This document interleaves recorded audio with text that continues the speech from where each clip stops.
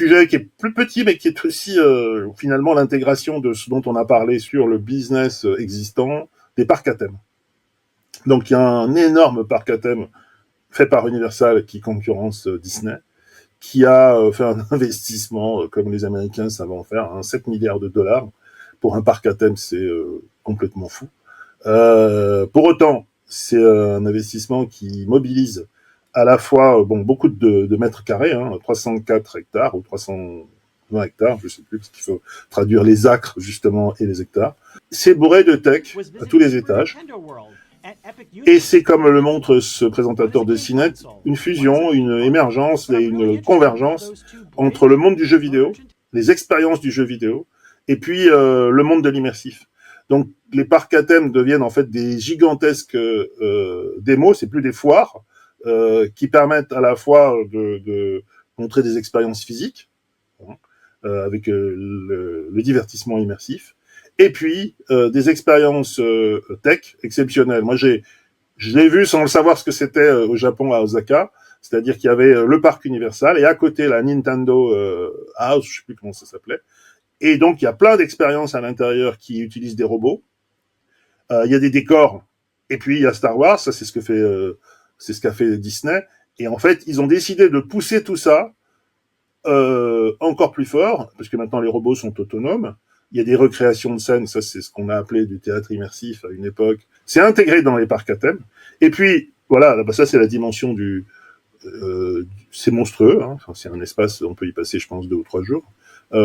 Évidemment avec énormément de merchandising, ce n'est pas de la philosophie. On paye pour rentrer, on consomme, et puis on paye pour sortir quelque part pour que les enfants partent avec des objets. Et toutes ces techs qu'on voit, je dirais aujourd'hui en démo, mais finalement elles sont intégrées parce qu'elles participent au divertissement. Là, il y a des modèles économiques pour le coup. Et puis, il y a une recherche technologique et il y a des expériences interactives à tous les étages. Et donc ce qui est mobilisé, c'est réalité augmentée, théâtre. Qu'est-ce qu'il y a comme techno nouvelle? il y a toutes les technos liées aussi à l'interactivité avec le téléphone. Tout ça est connecté avec des apps. Il y a de plus en plus de reconnaissance avec finalement l'Internet des objets, on appelait ça à une époque. Il y a effectivement de l'IA dans les robots, puisque les robots sont relativement autonomes. Et puis, il y a des recréations complètes d'espaces immersifs. Voilà, c'est massif. La photographie est dingue, ouais. Ah oui, c'est du monde virtuel, en fait.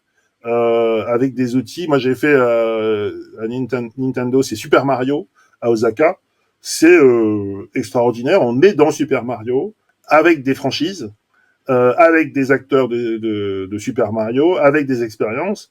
Et puis, effectivement, ce sont des machines à cash absolument phénoménales. Ça coûte une fortune à la fin, puisque tout est cher. Et donc, on est vraiment dans une dimension du divertissement, qui est un peu l'aboutissement à très très grande échelle de toutes les franchises de jeux, les franchises de cinéma, voilà, et puis tout ce que la recherche pousse le plus, et c'est aussi de fait les franchises qui cartonnent quand elles arrivent au cinéma.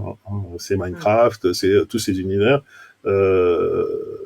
qui sont en train de sortir de l'écran finalement. C'est peut-être l'entertainment, je sais pas comment l'appeler, 4.0, mais qui est avec des personnages avec lesquels on joue dans son salon, mais avec lesquels on va jouer en grand dans le parc à thème.